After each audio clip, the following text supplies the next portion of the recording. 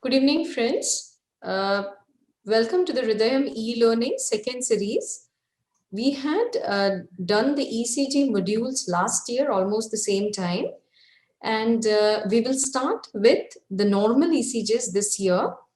Today's class is going to be only on the normal ECG values. Axis determination is another topic which we will take it later on.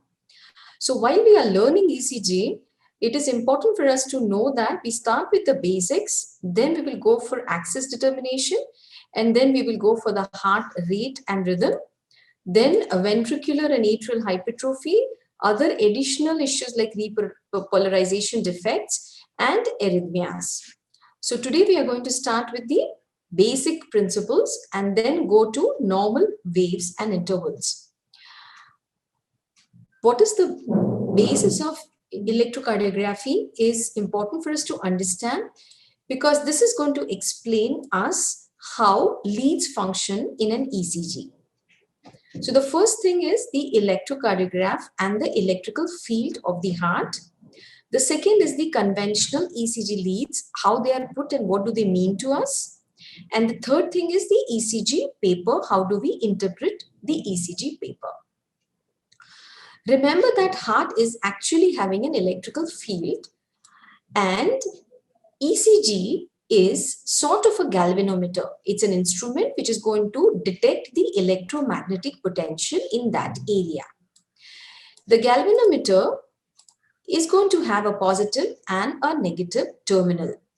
So these paired electrodes together would constitute an electrocardiographic lead. This is the lead which detects the changes in electrical potential between the two electrodes. The imaginary line which joins the electrodes is called the axis of that lead.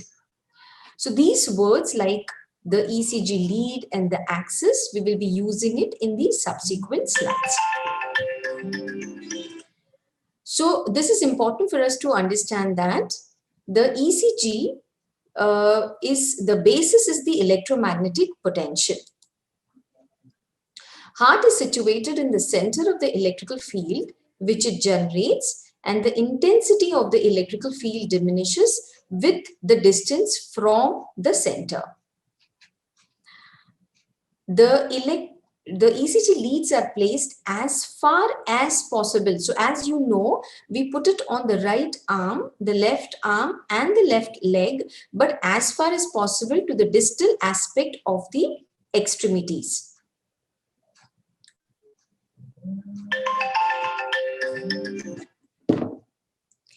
The conventional ECG leads, they are basically placed on the body in any 3D relationship. But primarily we consider the frontal plane and the horizontal plane. The frontal plane is also called the coronal plane, and the horizontal plane is also called the axial plane. Hello? Yeah.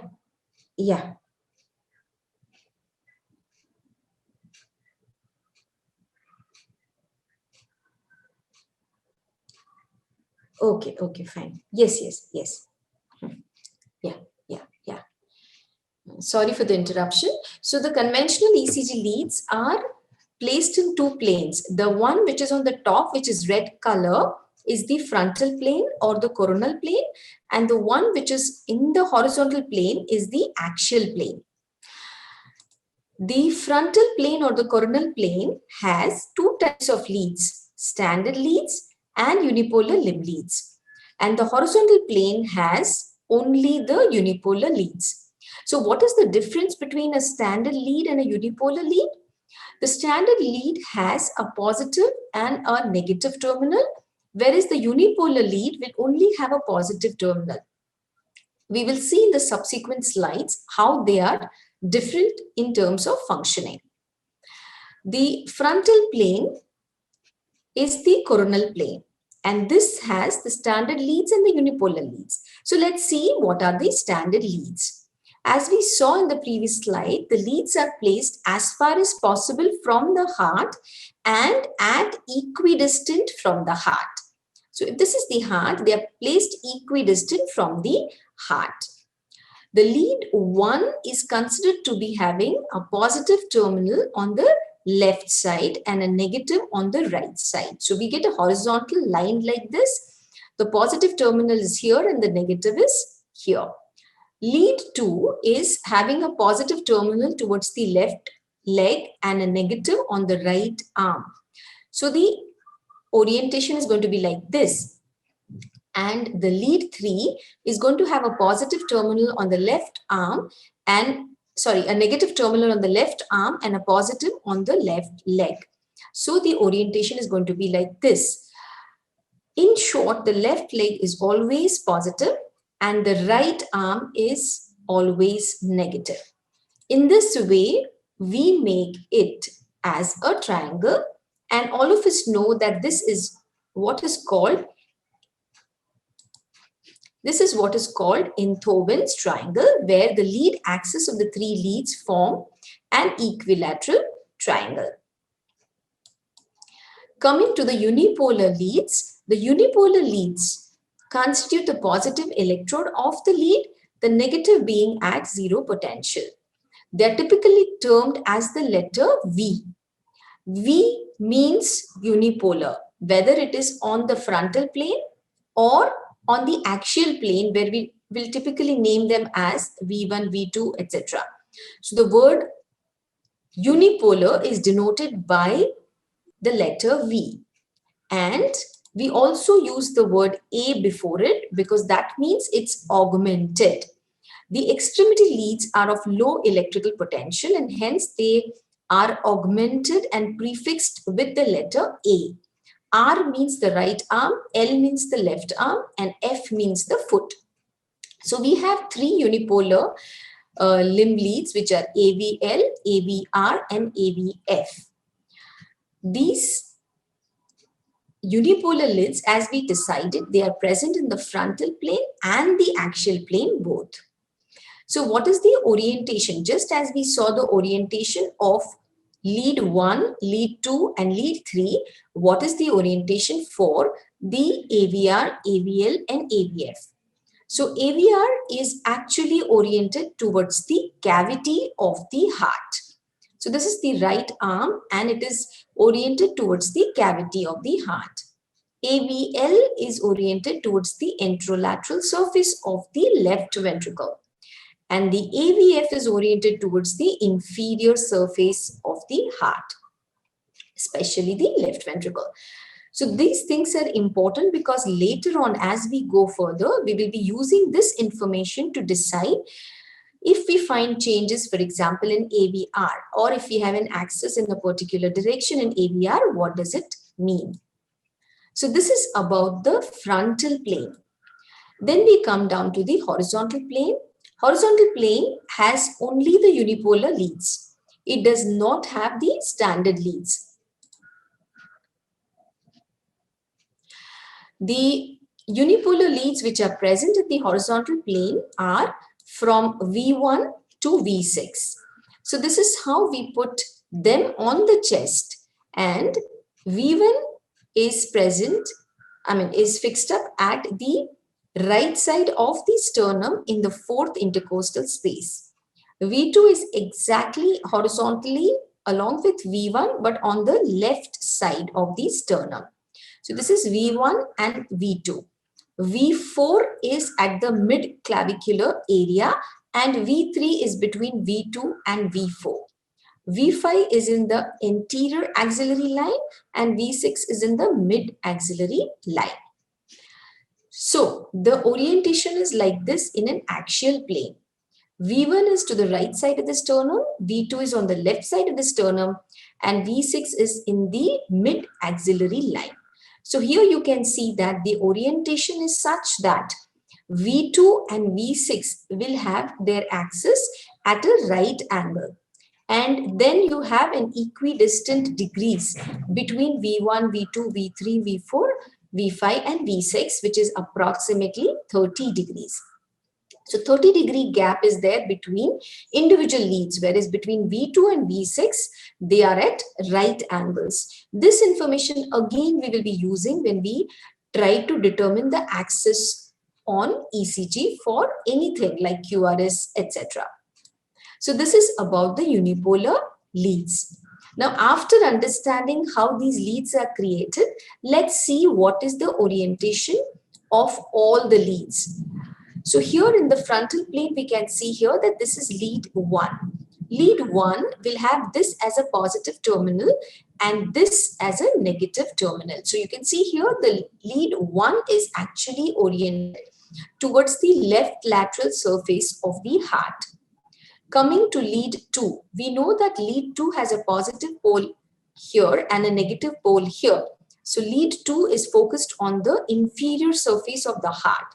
The same with lead 3, where this is the negative terminal and this is the positive terminal. So it is oriented towards the inferior surface of the heart. We know that AVF, which is attached to the foot, is the positive terminal. And this is the negative, again oriented towards the inferior surface of the heart. AVR, we know that it's the cavity of the heart, and AVL is again along with lead 1 towards the left lateral surface of the heart. Coming to the chest leads from V1 to V6, this is the enteroposterior orientation. This is the superior-inferior orientation. The left-right is given by both the frontal plane leads and the axial leads. So V1 to V4 are focused on the enteroseptal wall, whereas V5 and V6 is more towards the lateral wall of the heart. So this orientation is going to be important for us. For example, why is a P wave in a particular direction in lead V1 or lead 2? This is what is going to help us for that. So it's important for us to understand the orientation of individual leads and towards which surface of the heart is it directed. I hope so far the understanding is clear, because now we are going to move on to the next biggest important understanding. Now, before I go there, we need to know that there is no lead towards the posterior wall of the heart. So there's nothing which gives us an information of the posterior wall.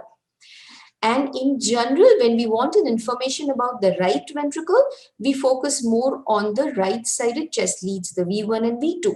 And when we want information about the left ventricle, we focus more on leads V4 to V6. Now we are coming down to the understanding of the ECG paper. ECG paper is important because whenever we are trying to figure out what the ECG lead, I'm just going to minimize.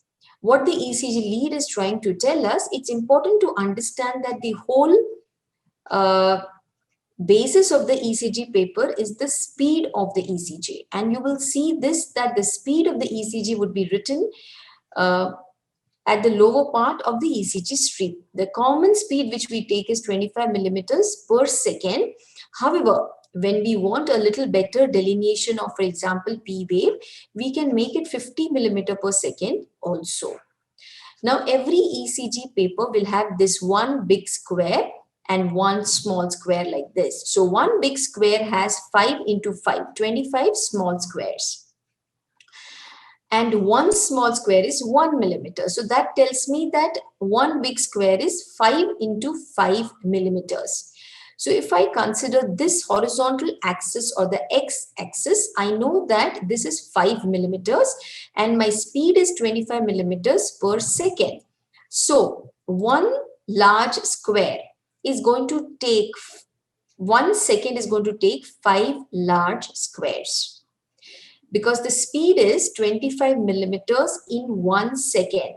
25 millimeter will cover up 5 large squares.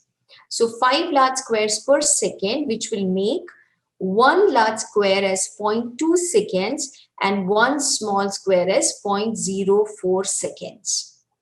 So this is an important understanding whenever we are trying to calculate, for example, a P wave. We know if it's 2 small squares, it's going to be 0.08 seconds because 1 small square is 0.04 seconds. Now, this is related to the x-axis. What happens to the y-axis? Y-axis, we need to always see the ECG paper on the left side and it will show the standardization. This is called standardization. What is standardization? It means that 1 millivolt is going to give a deflection of 10 millimeters. And that's how we will translate all these. For example, height of QRS, if I want to calculate, I need to be sure that my standardization is 10 millimeter is equal to 1 millivolt. The standardized deflection will be something like this, the one which is shown as a red in this. So this is how a 10 millimeter deflection will be seen. This is equal to 1 millivolt. So one small square is going to be 0.1 millivolt. So this is it. There are 4 large squares here. This is 5 by 5, one big square. So we know that the height of one small square is 0.1 millivolts, and the speed is going to be 0.04 seconds. One big square height is 5 millimeters, which is going to be equivalent to 0.5 millivolts, and this is going to be equal to 0.2 seconds. So this is very important for us to understand what X and Y axis shows on the ECG paper. And this is what helps us to calculate the heart rate very fast. When I know that my ECG paper is moving at 25 millimeters in a second, I know that if I have RR interval just one large square, my heart rate is going to be 300. If my R and R is 2 large squares, heart rate is 150. 3 large squares, heart rate is 100. 4 large squares, 75. 5, 60, 6, 50, and so on. So this is what helps you to understand an average heart rate. If I have a 1.5 square, then it's going to be around 220. So this is what helps us to calculate the heart rate a little more quickly. We are not going to go into the calculation of heart rate at this stage. So what we saw is the basic principles, the ECG paper, and now we come down to the third main step of normal ECG, which includes normal waves and normal intervals.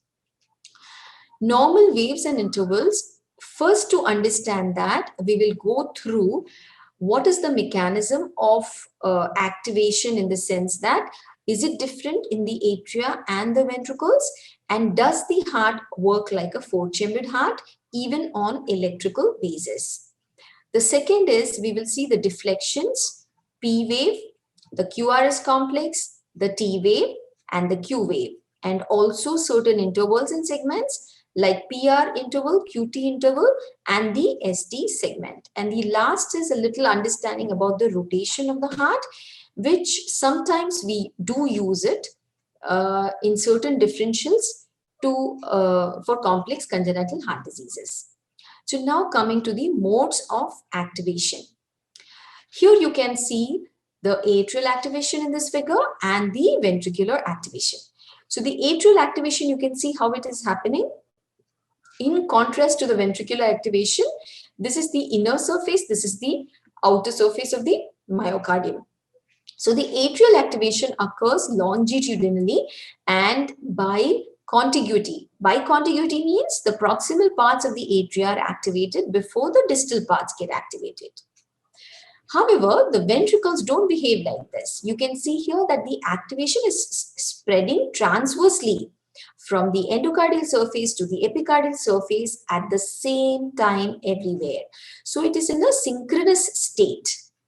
So the atrial activation and ventricular activation, because it happens in such a different way, remember that ventricular hypertrophy can be reflected on ECG, but usually we do not use the word atrial hypertrophy. We say atrial dilatation.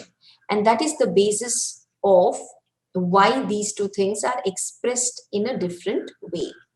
Atrial hypertrophy is not reflected on ECG. This is a basic principle that the electromagnetic forces are directed towards, if they are directed towards the positive electrode, if it's from negative to positive, you have a positive deflection on the ECG.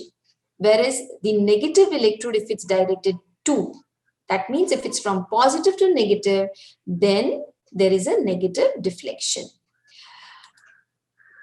Second thing is, normally we say heart is a four-chambered heart, but in an electrophysiological sense, heart consists of only two chambers, the atria and the ventricles. And in the ventricles, the left ventricle is dominating in an adult heart. So we have delineation of the atria as a single wave, which is the P wave. We have the ventricular depolarization in common as the QRS complex, and ventricular repolarization also in common as the T wave. Remember, there is nothing called atrial repolarization. That's not an activity which is documented on ECG. So if this is the PQRST complex, the P wave denotes the atrial depolarization. The QRS complex is the ventricular depolarization, and the T wave is the ventricular repolarization. The gap which happens between the end of P and beginning of Q is because of the delay at the AV node. So I think with this understanding, we just start with the individual waves. Now, before that, let us just decide what is PR interval, what is QT interval, what is PQ and ST segments. These are the two important intervals and two important segments. When we talk about the P wave duration, we mean that it's from the beginning of P to the end of P. When we talk about the QRS duration, it's the beginning of Q to the end of S wave. When we talk about the PR interval, it is from the beginning of P to the beginning of Q. So in real sense, it's the PQ interval, but we term it as PR interval. The second is the QT interval. The QT interval is from the beginning of Q to the end of T. And the PQ segment, the one which we decided that it's because of the delay in the AV node, is the end of P and the beginning of Q. Similarly, the ST segment is the end of S and the beginning of T. So these are the two important segments. These are the two important intervals. And then the waves PTU and the complex QRS. We will be seeing every individual segment interval in the coming slides. You need to know this, that for lots of things we need the Q wave. Though Q wave is very small, we need a lot of understanding if the Q wave is nicely delineated. Your QRS calculation, your PR calculation, your QT calculation. And hence you need to select a lead for all this where Q wave is clearly visible. So we come down to the P wave. Now P wave, as we understood that it is a composite detection of the right and the left atrial activity. It is together reflected. However, there is a part of it which is contributed by the right atrial activation and a part which is contributed by the left atrial activation. And you can see here in the figure, it starts, the right atrium is the first to start and the left atrium is the one to end. And when you overlap these two figures, what you get is the final P wave. Now, first let us see how the right atrial activation happens. So the SE node begins the activation and then it enters into the right atrial myocardium, and the right atrial activation happens. This is how it starts. Now we have to understand that this is in the axial, this is not in the axial plane, this is in the frontal plane, where if we try to understand the superior-inferior relationship, this is how the impulse goes. From the sinus node, it goes towards the right side and inferiorly. And it takes 0.02 seconds to 0.04 seconds. Before the right atrial activation ends, the left atrial activation starts. And in this plane, it goes downwards and towards the left. The left atrial activation takes a little longer, up to 0.06 seconds compared to the right atrial activation. The total duration of the P wave, which is going to be a combination of right atrial and left atrial is usually around 0.11 seconds, and the maximum amplitude which we see is going to be around 3 small squares or a little lesser than that, which is 2.5 millimeters. In the frontal plane, you can see here, because the right atrial activation is a little less stronger than the left, the final axis is going to be inferior and towards the left.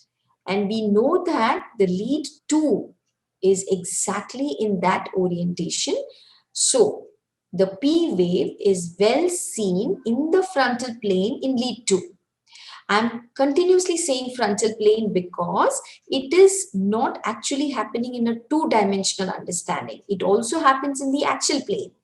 So what happens in the axial plane for the atrial activation? This is the SA node, and here in terms of anterior to posterior, the right atrial activation happens towards the left and anteriorly.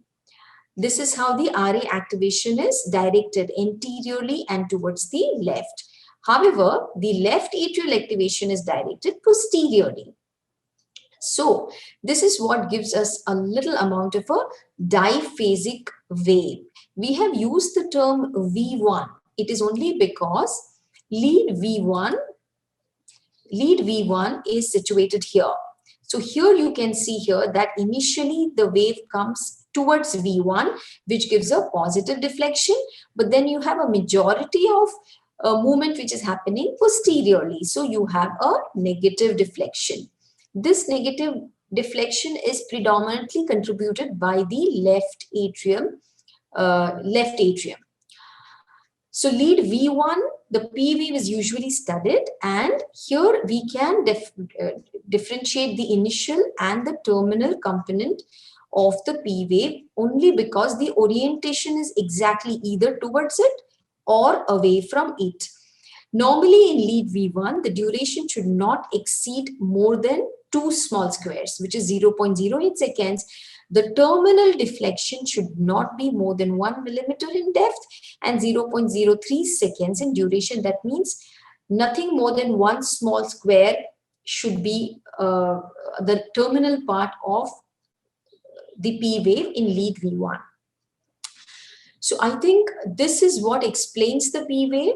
And now we will see what are the abnormalities in P wave. Before we go here, this is an important understanding that the SA node actually starts the activation and then it spreads towards the right atrium. While right atrial activation is happening, it starts into the left atrium. It also reaches the AV node, but it reaches the AV node before the left atrial activation is completely done. Because SA node and AV node both are situated in the right atrium, it takes 0.03 seconds to reach here. However, it takes 0.08 seconds to complete the left atrial activation. Now, what all can go wrong with the P wave? So we need to know how all the P waves can look. So this is what normally we have an upright, smooth and rounded P wave. This is how it is in lead 2. But sometimes it's upright also in lead 1 and AVF. Lead 2 is the frontal lead where we would want to see the P wave. This is what is an inverted P wave, and this is what is a diphasic P wave, which is seen in lead V1 in the axial plane. This is a notched P wave and this is a peaked P wave. And when does this happen? So let's see, you can have P wave abnormalities in 2 ways. One is you have an abnormal number or shape of P wave or an abnormal P wave axis. Or you can have a problem with its amplitude or duration. Abnormal number of P wave or the shape of P wave or an abnormal P wave axis would actually indicate that the sinus node is probably not releasing the P wave. For example, if it is an ectopic atrial pacemaker, a place from the atria but other than the sinus node, then my PR interval is going to change, my axis of P wave is going to change. If I have atrial tachycardia, I have the number of P waves is going to be different. If I have nodal rhythm, I will not have a P which is preceding the QRS. I will have P which follows the QRS, which I may or may not be able to see. What can go wrong with the amplitude? As we understood in lead 2, we want usually an amplitude of around 2.5 millimeters. If it is exceeding 3, then it indicates I have right atrial enlargement. The second thing is the P wave duration more than 0.10 seconds in children and 0.08 seconds in infants would indicate left atrial enlargement.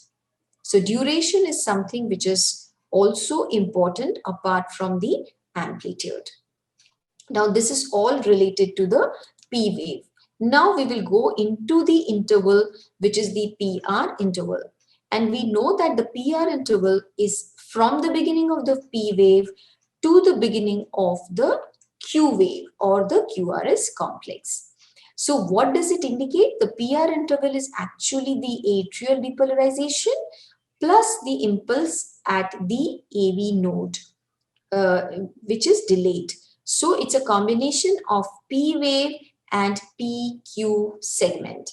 And hence we are not going to take PQ segment separately. The PR interval includes the P wave and the PQ segment.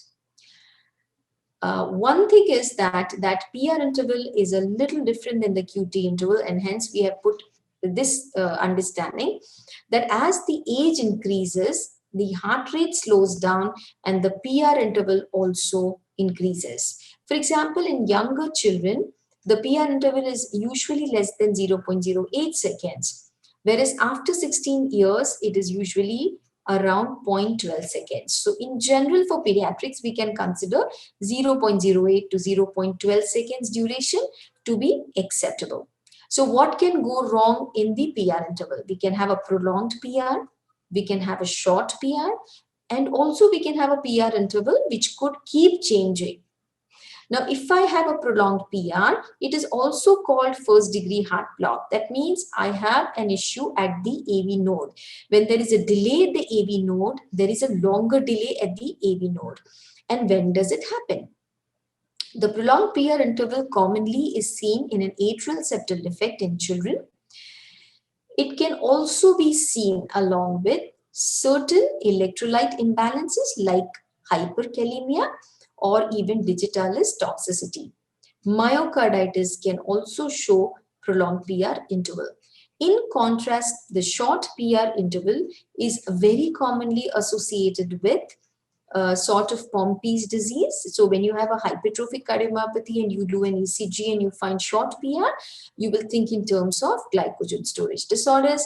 And WPW syndrome is a situation where you have an accessory pathway where the PR interval can become short. So it is a way to pick up pre-excitation.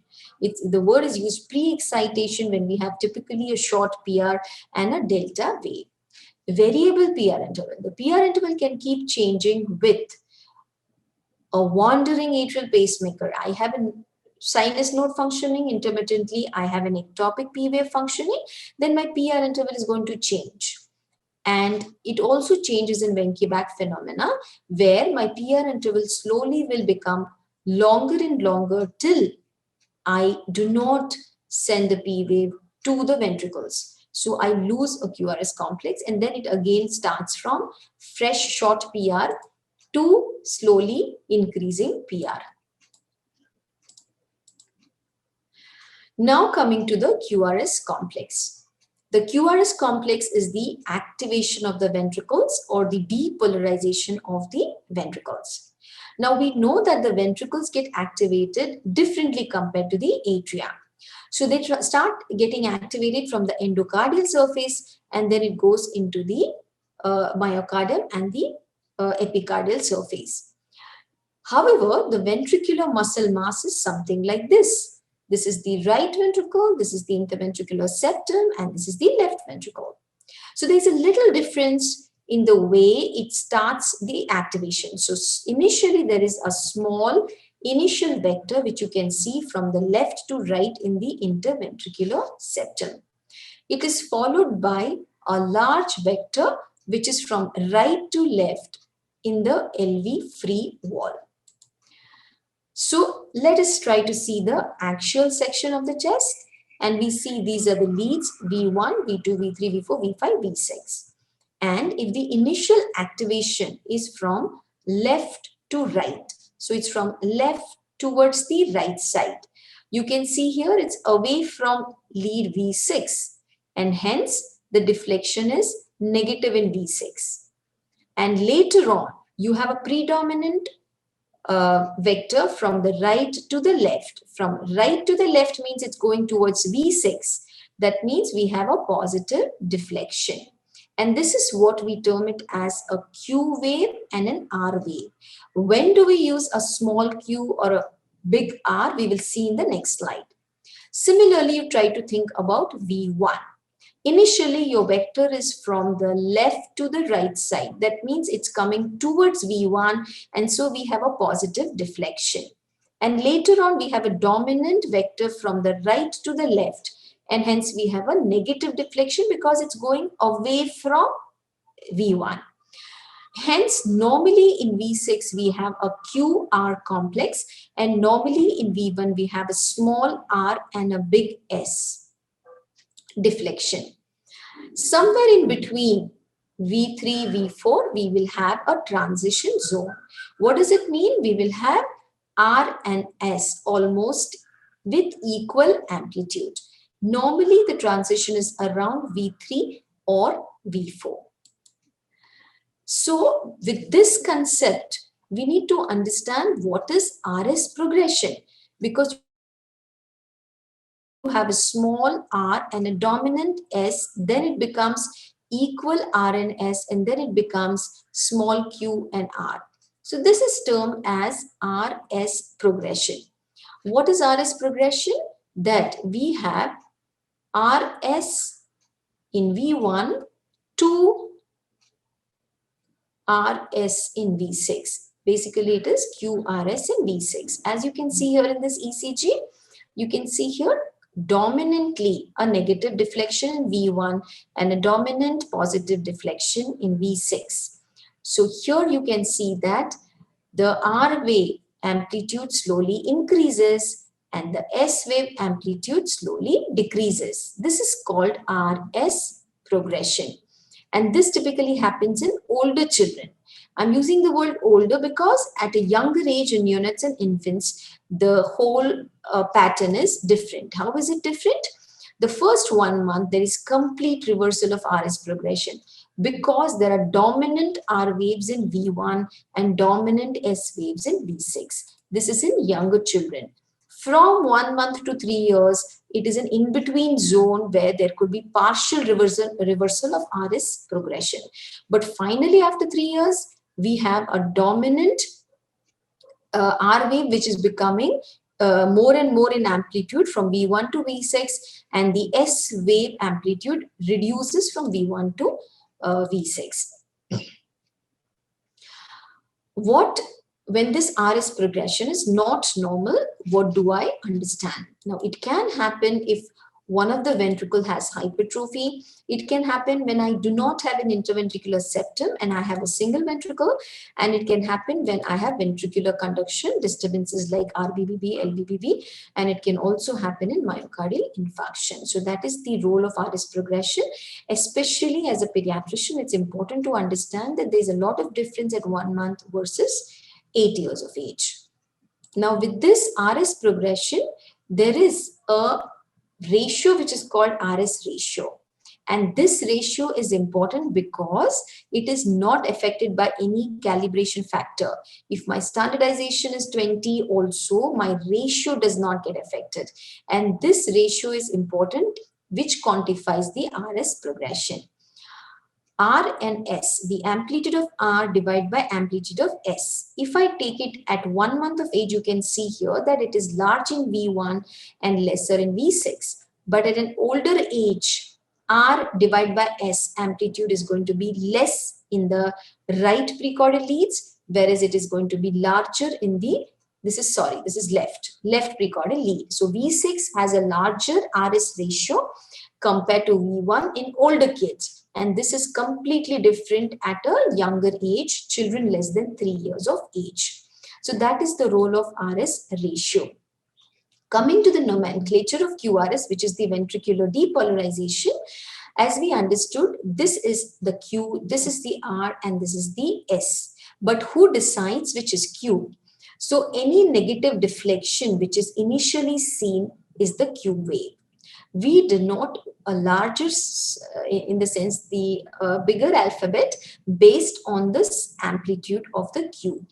This is the Q wave, which is the first negative deflection.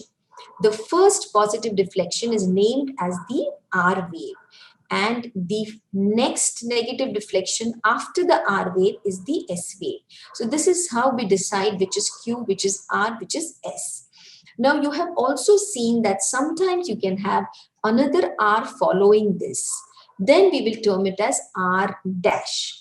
So it's R, S, R dash. If an R wave comes after the S wave, again it is R dash. And if you have another S wave after the R dash, it's called S dash.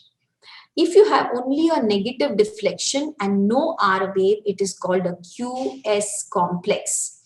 QS complex. And if you have a particular deflection which is less than half the amplitude of what is expected, you will use a small case, lowercase letter, a small q, a small r, a small s. So sometimes when we use the word R as R dash, we decide whether it's small r or big R based on its amplitude. So this is how you would denote the duration of QRS complex is starting of the Q to the end of the S. And normally it is around 0.08 seconds for adults, but for kids it can be as small as 0.05 seconds, which is just a little more than one small square. So the range is 0.05 seconds to 0.08 seconds. The amplitude of QRS complex, there is a little understanding which is necessary because there is a wide range of amplitude for QRS complex. It ranges from 5 to 30 millimeters, and it's important to understand what is generating the amplitude of QRS. We know that it's the electrical force which is generated by the myocardium. However, there are few other things which can also affect the amplitude. One is the body build. For example, if a person is thin, the deflections are large. QRS axis, if the axis is directed towards that side, the amplitude is going to be more. And the last is the distance of sensing electrode from the ventricle. Closer the electrode, greater is the magnitude. And hence you can see that the precaudal leads, where the leads are put exactly on the chest, will have larger QRST deflections compared to the limb leads. So there is no cutoff that way, but yes, we do use the amplitude to understand what is normal and what is abnormal. So what are the common QRS morphologies which we can see? So here you can see here we have the small q, the big R and a small s. So this is QRS. Similarly, you can see here you have an R and an S, both of which have a good amplitude deflection.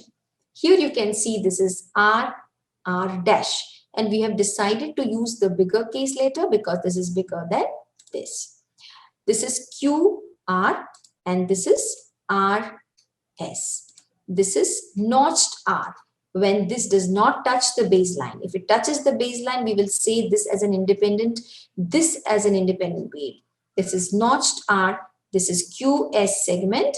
This is RS R dash segment, and this is QRS R dash. So we can keep going like that, but the basic understanding we need to know where to denote the Q, where to denote the R, and where to denote the S. And with this, let's see what type of abnormalities we can have in the QRS complex. So again, we can have an abnormal duration and we can have an abnormal amplitude. Any duration which is more than 0.10 seconds, 10 seconds in adults and 0.08 seconds in infants is abnormal. This is important because, for example, to suspect an atrial septal defect, etc., anything which is more than 10 seconds in an older child, is considered to be abnormal. It is seen in bundle branch blocks, or if I have a WPW, which is in presence of a necessary pathway, or if I have a pacemaker, which is not sinus node. Amplitude, larger deflections I can have, which reflects the ventricular hypertrophy underlying, and low voltage complexes can reflect a myocardial disease, a pericardial disease, or a systemic disease. How do I define low voltage? Anything which is less than 5 millimeters in the limb leads. As we decided, the chest leads will always amplify the deflections. So the limb leads are used, and anything less than 5 millimeters in the limb leads, you will try to rule out these things. Now, this is about the QRS complex. I think we will do the Q wave today, and after that we will carry on the latest stuff next time, because the QT interval, the ST segment, is going to take some time for us to understand. Now let us see the Q wave. The Q wave is a wave which is so tiny, but it plays an important role in the depolarization of the ventricular segment. So as we understood, the ventricular depolarization starts initially in the interventricular septum, where the dominant force is from left to right side. And that is what is this Q wave, this tiny Q wave. The depolarization of the interventricular septum is the Q wave, and you can see here in lead V5, V6, as we understood, it is away from V5, V6, and hence you see a negative deflection, and it's usually seen in V5, V6, sometimes seen in 1, 2, 3 AVF, but absent in V1 because it is away from V1. Maximum amplitude which you can see in V5, V6 is usually 5 millimeters or lesser than that. A little higher we can see it in children, and the duration is 0.02 seconds. That means the width is half square and the height is usually one small square. V5, V6 is the place which Q waves are seen, and V1 it is not seen in a normal heart. What are the abnormalities I can see for Q waves? What if I don't see Q waves in V6? You have to start thinking that there is something to do with the interventricular septum depolarization. Either I don't have interventricular septum. For example, if I have a single ventricle and I don't have interventricular septum present significantly, I will not see Q waves in V6. If I have L-looped ventricles, that means what? If I have my right ventricle towards the left side of the left ventricle, then my method of depolarization is going to change. The same thing is going to happen in mirror image dextrocardia. Everything, my atria, ventricles, everything is reversed. Then again, my septal depolarization is not going to happen the way I expect. What if I see Q waves in V1? Similar. So whenever I don't see Q waves in V6, next I go to V1 and I see if I find Q waves there. And then I need to suspect these conditions. Next comes the amplitude. As we understood, usually it is less than 5 millimeters. But if I see deeper Q waves, then I need to think in terms of volume overloaded ventricle. For example, if left ventricle is volume overloaded, I will have deep Q waves in V5 and V6. Or I can have some sort of a myocardial disease but without strain. If I have deep and wide Q waves, I need to suspect myocardial infarction, and this is what typically we see in children with ALCAPA, which is anomalous left coronary artery from pulmonary artery. Yeah, I think we will do the T waves also, so that after that we will start with the segment and interval related to the QT and ST. Now, what is T wave? T wave is a wave which represents ventricular repolarization. So QRS is depolarization and T wave is depolarization. And very important principle is always the T wave will be in the direction of QRS. T wave normally has a smooth contour. It does not peak. It has a smooth contour. The amplitude of the T wave increases with age till an adolescent period is reached.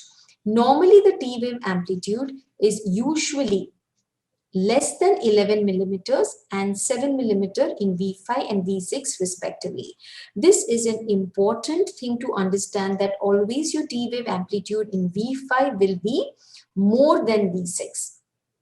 And normally the T wave amplitude is measured in left-sided precordial leads.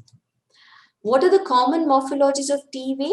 You can have an upright T wave, you can have an inverted T wave, you can have a peaked T wave, you can have a diphasic T wave with positive initial deflection and negative later, or negative initially and positive later, and this is a flat T wave. And when do I find abnormal T waves? Remember, these are repolarization defects, so start thinking about any myocardial, pericardial disease, electrolyte imbalance, or even drug related. So if I have a tall peaked T wave, I need to rule out hyperkalemia, or it can be related to myocardial infarction. And if I have flat and low T waves, it can happen in hypokalemia, hypothyroidism, or myopericarditis, or even digitalis effect. I think we will end our session today because I think it's almost an hour. To concentrate longer might be difficult.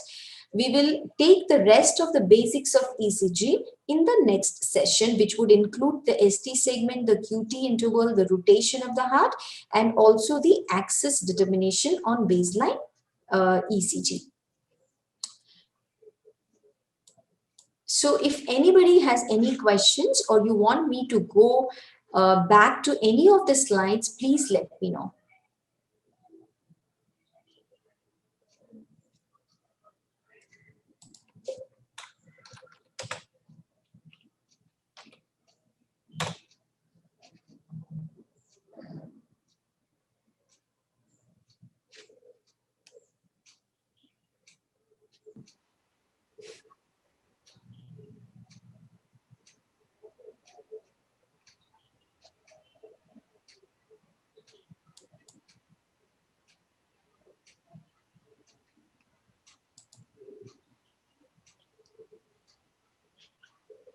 Okay, you want me to go through first 3 slides?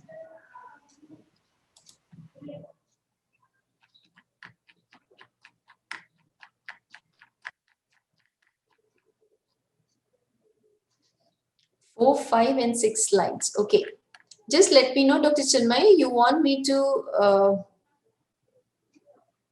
is this the one you want me to see? Okay, fine. So, this is just a little amount of understanding that the ECG is based on this concept of electromagnetic potential. So here we can see that it is sort of a circuit which has a positive and a negative terminal.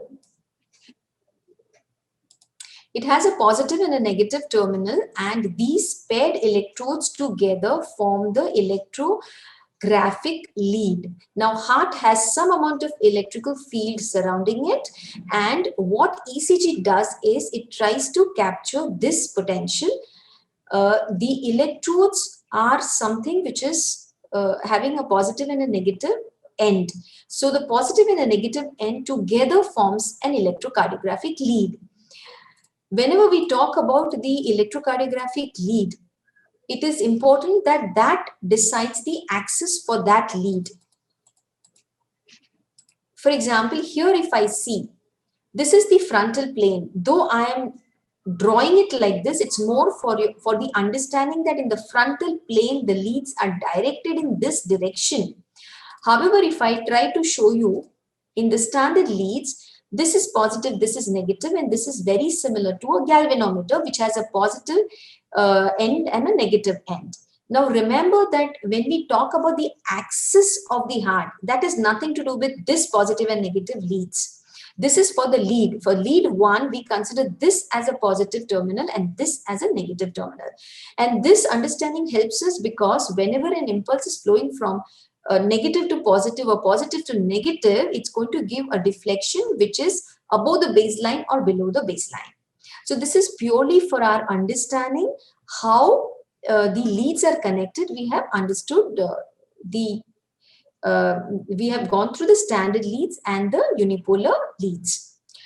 The unipolar leads, again, we have AVR, AVL, and AVF. And then we have the chest leads, which are from V1 to V6 in an axial plane. So the principle is that it is like a galvanometer, which has a positive, negative electrode. All these leads also have a positive and a negative end. The axial plane gives you an understanding from anterior to posterior and also right to left, whereas frontal plane does not give you an understanding of anterior to posterior. It gives you an understanding of superior to inferior in addition to right to left. So that's why we need a combination of both the frontal plane leads and the axial leads. And the positive and the negative ends for every electrode is important. Though we know that for unipolar leads, we do not have a negative end. We just have a positive end. Okay, I can see here we can calculate rate in arrhythmias.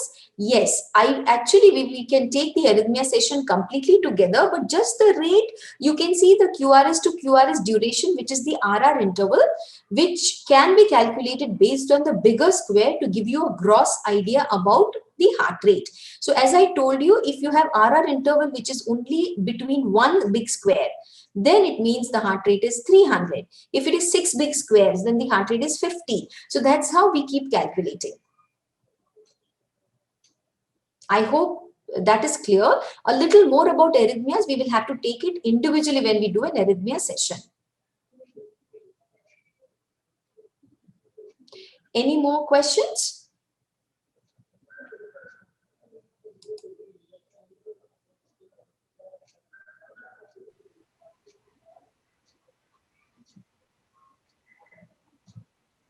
Okay. Okay, thank you so much. Have a wonderful evening.